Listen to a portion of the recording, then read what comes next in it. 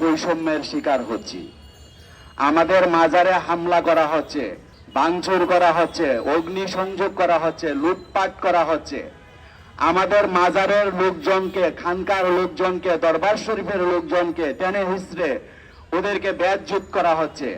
আমরা এই সবার মধ্য দিয়ে এই সকল ন্যাক্কারজনক অন্যায়ের তীব্র প্রতিবাদ জানাচ্ছি। এই সকল ন্যাক্কারজনক অন্যায় অচিরেই যেন বন্ধ হয়, তার জন্য আমরা অন্তর্বর্তী সরকারের কাছে নিবেদন জানাচ্ছি।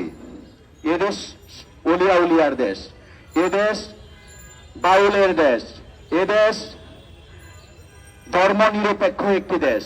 আমাদের সংবিধানে আমাদের ধর্মীয় অধিকার দেওয়া আছে, মত প্রকাশের স্বাধীনতা দেওয়া আছে। আমরা যদি মত প্রকাশের স্বাধীনতা না পাই, আমরা যদি আমাদের নিজের ধর্ম পালন